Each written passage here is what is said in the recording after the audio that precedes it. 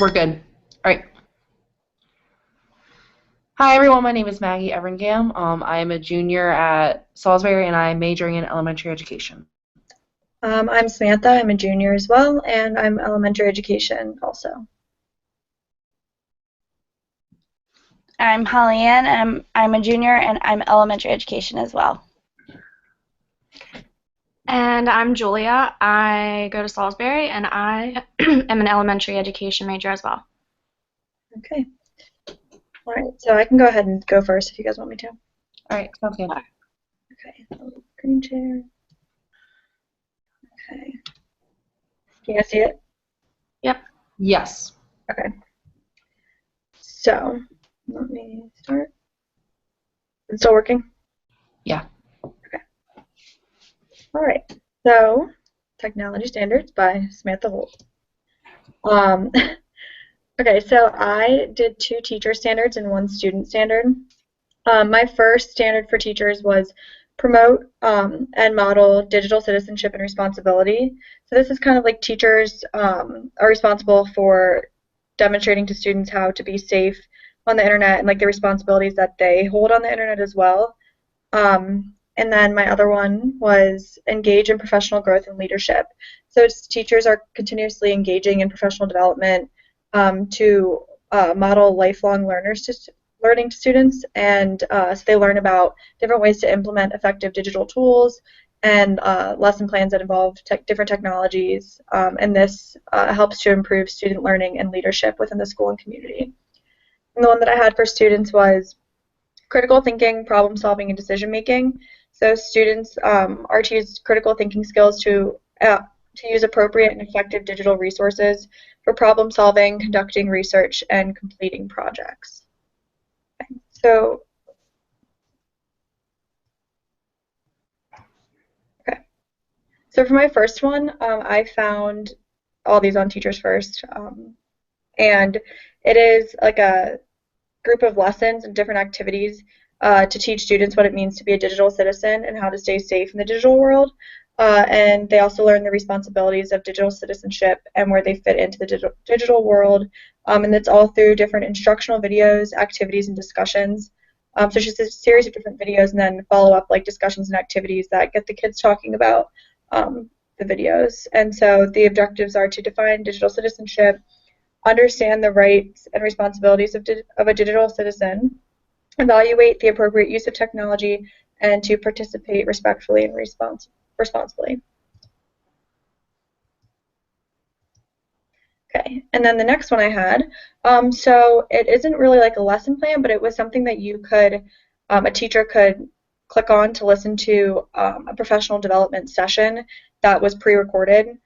So it has like an instructor speaking and then like students in the program listening to it and asking questions as well. And it's called Great Ideas for Developing Technology-Infused Lessons. So I said this resource is a recording of a professional development program on technology integration. Like I said, it allows you to listen to the pre-recorded conversation, and it's about the use of different technologies and ideas that you could use in your own classroom. So it gives insights on different ideas for technology-infused lessons and provides really good examples, and it shows you how to use the examples as well. Okay, and then the one that I had for students, my student standard, I thought this was really cool. It's called the Question Generator, and it's a program that, if you can see in this picture, it has 2 little columns, and you press spin, and then you press lock on each side, and it basically comes up with like a question starter, and they can be open-ended or closed-ended questions. And I said it would be really useful for like research projects, and like the students could be required to start with 5 of these questions generated by the question generator, because a lot of times for younger students it's hard for them to really know where to start and how to like come up with deep questions in order to think critically. So I think it'd be really useful in the younger grades. Okay, and for points to remember, I said that it's always important to be a model for your students and using technology appropriately. Seeking new digital experiences in the classroom will allow students to see the importance and use of new digital resources.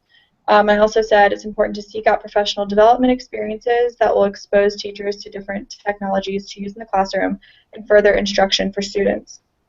And then effective digital resources can assist in learning and understanding of new topics, provide engaging activities, and foster creativity and critical thinking in the classroom, and encourage communication among students. Okay, and these are my references. All right. Do you guys have any questions at all? I really like the student generator with the questions. For instance, like when did, how was, because it helps get the students thinking outside the box, and it kind of, with the, you said like 5 questions, just generate it all. That gives them multiple outlooks on how to approach a research or just a question in general. And I also really liked it because it's not saying like for this topic, like specifically look at this. It's just kind of making them think of the questions without giving them the questions to look for.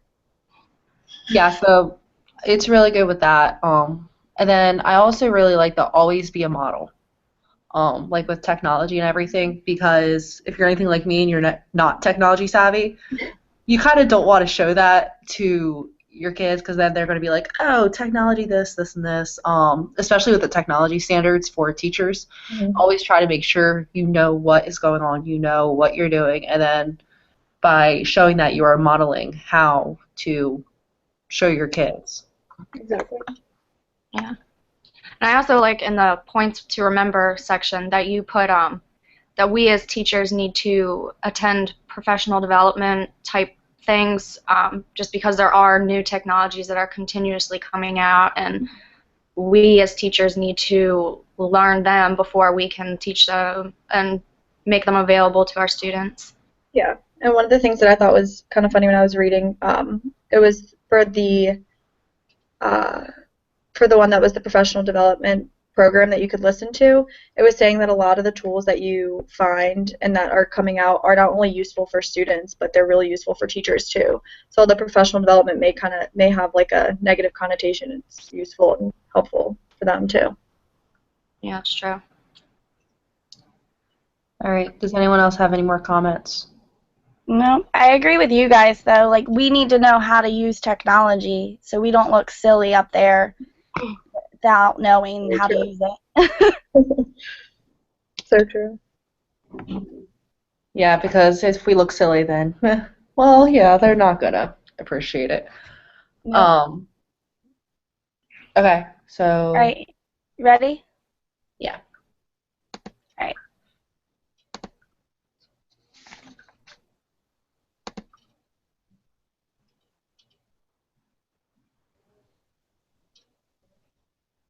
Can you see it? Got it. Yeah. All right, let me find it on my screen now. Okay. So I had 1 teacher standard and 2 student standards. The first teacher standard I had was to design and develop digital age learning experiences and assessment. Teachers have to design, develop, and evaluate authentic learning experiences and assessments, incorporating contemporary tools and resources to maximize content learning in context and to develop the knowledge, skills, and attitudes identified in the standards of students. The first student standard I had was creativity and innovation. Students demonstrate creative thinking, construct knowledge, and develop innovative products and processes using technology. The second one I had was communication and collaboration. Students use digital media and environment to communicate and work collaboratively, including at a distance, to support individual learning and contribute to the learning of others.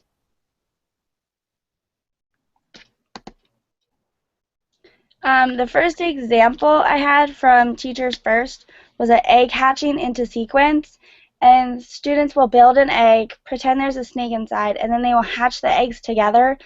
The teacher or the children can take pictures of the egg, and they will be used later to show like sequencing. So the objectives of that was the students will each build a model egg using multimedia to research and explore snakes. sequence using pictures, and write about hatching. So I liked how they have to use multimedia for that.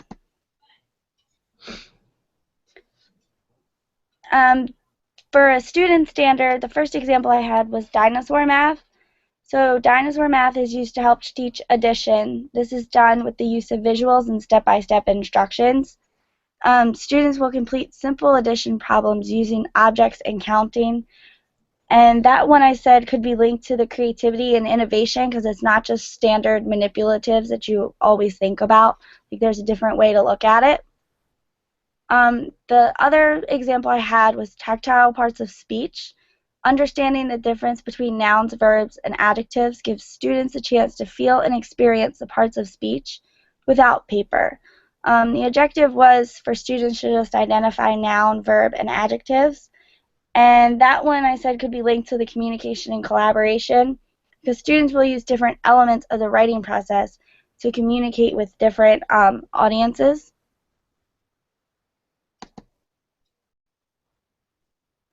Some of the points I said we need to really think about is how to use the technology. The teachers should really make sure that they know how to use the technology before they get in front of the class. Teachers need to know what technology they have access to before they put it into a lesson. Make sure that it's working properly and that they can get to it. And then just to make sure that every student can participate, you might need to have different forms of technology based on the different students' needs. But make sure that nobody's left out just because of technology. And those were my references for the information.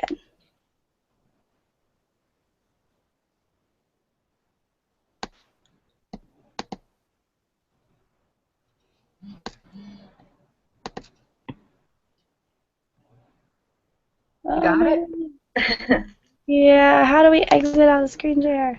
It says stop sharing at the, yeah, there you go. I really liked the dinosaur math one. It reminded me, in my placement last semester, I was in a 4th grade class, and they used this program called 10 Marks, which was, it was more, well, they were doing like multiplication and division and stuff, but they got really excited for that time of the day, which was nice because like during math, a lot of them would kind of like start to fade, and then after recess they'd come in and they'd get to use the laptops, and a lot of them didn't have like that technology at home, so I think it was really an exciting way for them to do math.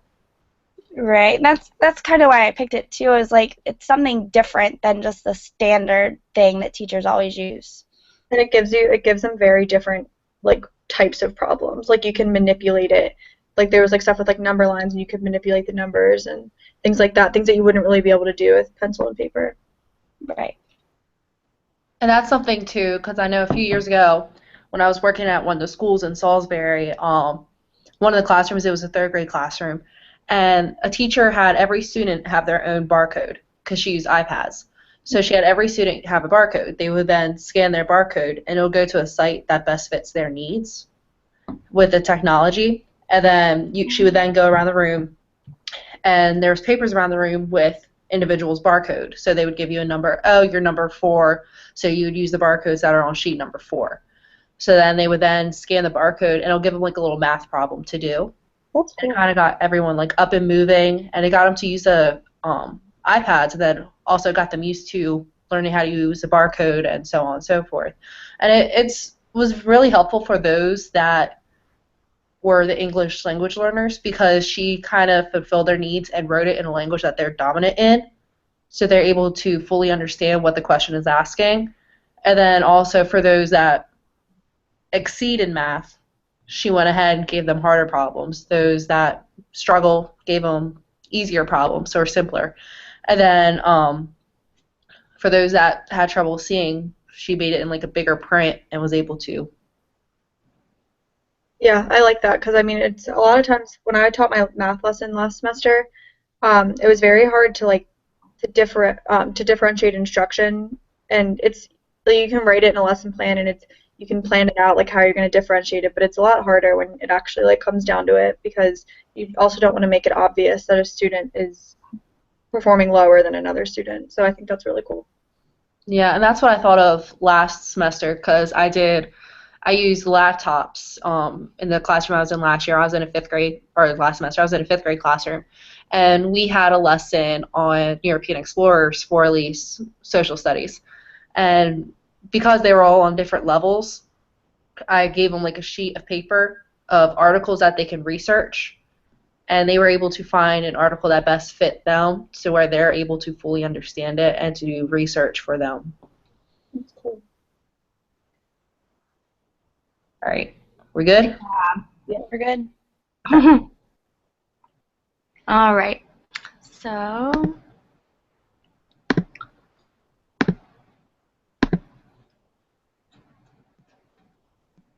all right. You can see it? Yeah. Okay.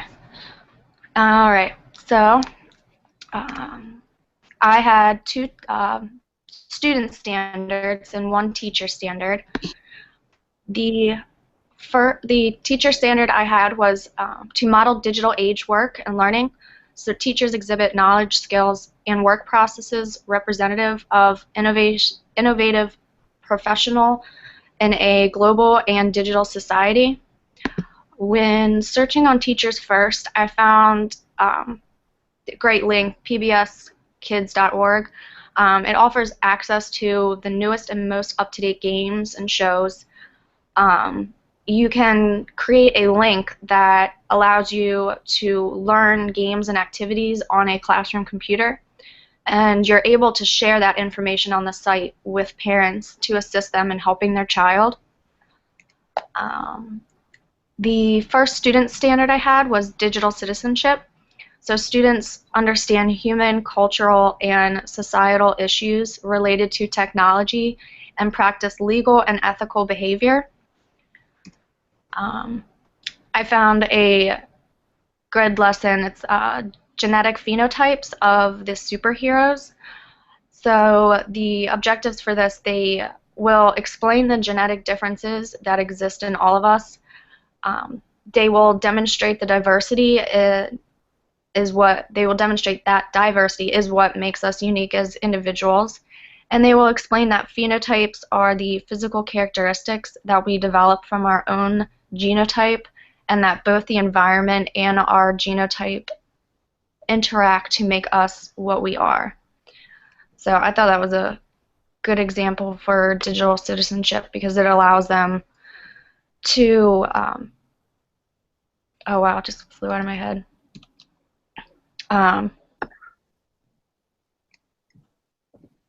Sorry, I'm just kidding. Sorry. The next student standard I had was technology, operations, and concepts. Students demonstrate a sound understanding of technology, concepts, systems, and operations. So for this one I found a lesson plan called Egg-Laying Animals. So students will work with a group to create model eggs and model habitats. They will gather research information on egg-laying animals. They will communicate newly obtained information in a PowerPoint form, and they will give an oral presentation to the class. So in conclusion, I found that it's important that we need to keep in mind students with a disability or an IEP, as well as students and their learning preferences, because everybody has a different preference, whether it's visual, auditory, kinesthetic, whatever. And we also need to keep in mind whether the technology is available or not. And these are my references. That's it.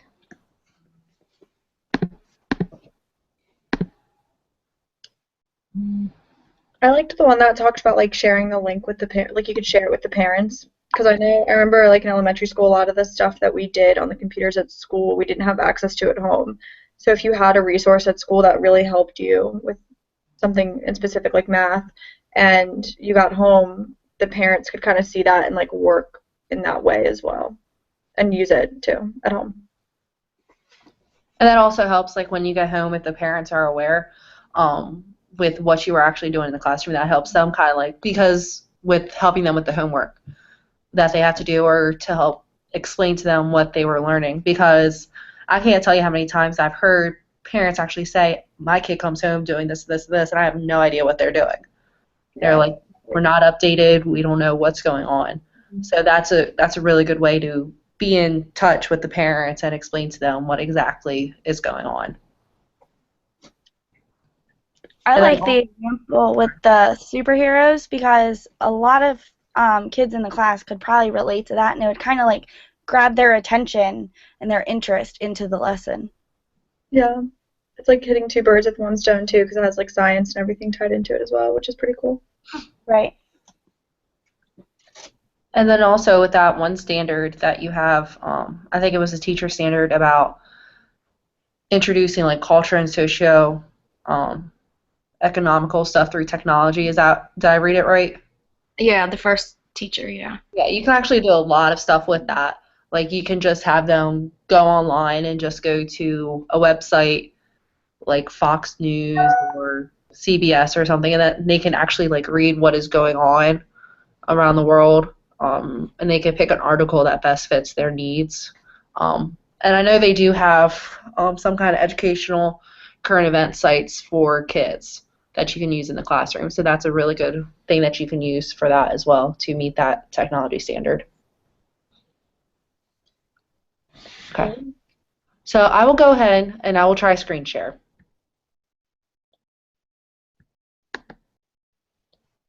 Hold up. Woohoo! It worked. Start screen share. Yay! Yay. Do you see it?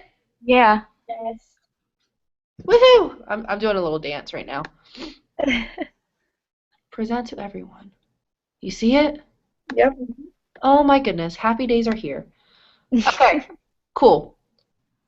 So, my name is Maggie Everingham, and I did one teacher and one student standard. My teacher standard was based on to facilitate and inspire student learning and creativity. For instance, teachers must use their knowledge of a subject matter, teaching and learning, and technology to facilitate experiences that advance student learning, creativity, and innovation in both face-to-face and virtual environments. And just by using technology to facilitate this, they're actually able to reach out to those that have different learning styles and put more creative spins within the lesson that gets kids actually interested in it. And then for the student standard, I did research and information fluency. For instance, students need to be able to apply digital tools to gather, evaluate, and use information. To further elaborate on my teacher standard, I picked one of the lessons off of the teacher first. It was the volcano. It is for grade levels 4 and up. The whole purpose of the lesson is it's an actual introductory lesson on writing a paragraph, and it's depicting a sequence of events for all learners with technology options.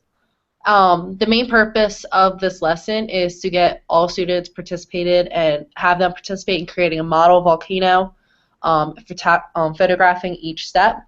They could either do creating a model of volcano, either with their hands on, like they could be hands on with it, or they can actually use a website where they can do photo step-by-steps of a volcano, and they could design their volcano. And then they would have to write sentences under each picture using sequential words such as first, then, last, or first, or second, or third. They could either write this out, or they can also have the option to type it up. And then lastly, students will be able to write a paragraph using the sentences they created with a topic and a closing sentence. So again, they can decide to write it up, or they can write it in a paper format, and they can also look back at their pictures and everything that they've created. For my student standard example from Teachers First, I picked the lesson about the rock family. It is for grade levels 2 to 3. The little insert about the lesson, it says it's an exploration of igneous, metamorphic, and sedimentary rocks using internet note-taking and concept mapping skills. By using this, the students will have to be able to describe characteristics of the rocks and provide examples of each of them. They will have to analyze research needs and explore website options. They would have to paraphrase information from an online source and organize it in a table. And then they would have to complete an online concept mind map describing characteristics of all three types of rocks and examples. Now, by doing this, they are implementing the research that needs to be done through technology. So they can look at various websites that the teacher can give. They can choose to use a textbook, whichever best fits their needs. And then they're able to either create a table online, or they could just write it on out. So that way, just by using technology, will help them with the research and developing a table. And they're able to complete an online concept mind map to help them get used to it. And then the three things that need to be focused on within this is that you have to be aware of the student's academic standings. For instance, for those that have a higher academic standing, they would probably have to have more elaborate sentences, more elaborate understanding, and more intense articles about the volcanoes. And then for those that tend to struggle or lower in the academic standing, give them more bigger words, give them shorter sentences with the research, so kind of provide different articles. And then you also have to be aware for those with disabilities. For instance, those that have trouble seeing, make sure that they know how to manipulate the text, make sure they're able to manipulate the size of it, or if anything, see if there's an audio version to go with it. And then you also have to make sure about your available technology. For instance, what I was explaining earlier regarding the iPads. If you have iPads, you could probably use that, or with the laptops, because iPads, they have different applications that you can use than the laptops, plus sometimes it gets them up and active. And then these are my references. Bless you. Thank you. Yay, I got it to work. I'm sorry, I just got really excited. Yeah. I really liked when you said the thing about like the technology and disabilities, and how you can have manipulate the text or have it do audio.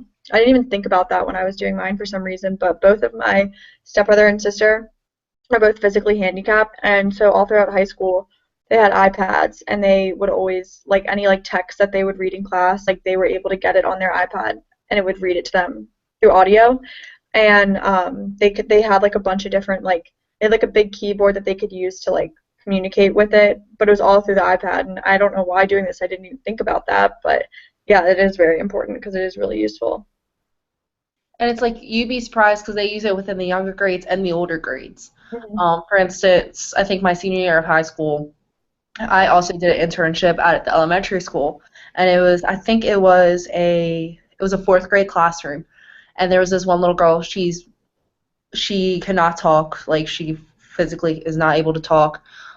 She can't write out or anything, so she has an interpreter there to kind of help her out, but she has an iPad to where she just presses a button if she has something to say, and she also has an audio tune to where it gets decoded for her to understand.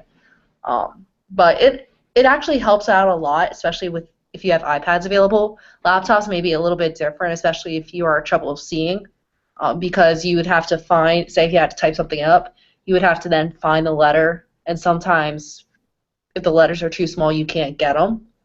Or same if you're physically unable to press a button. Sometimes that helps with the iPads, with the touch and everything. Yeah, theirs was actually calibrated to the way they moved and stuff. So it's really cool, and they still use them today. So, and they're in their 20s. It's really useful. Mhm. All right. All right. Anyone else? We're good. You did great. All right. Yay! I'm just happy we got the screen shares to work. Yeah. Seriously. Happy days are here. All right. Well, I will see you all for the next conversation. Okay. I think we are all good. And does it link to YouTube automatically? It does, and I will send you the link. Okay. Thank you. Thank All right. you. See you guys. Bye. Bye.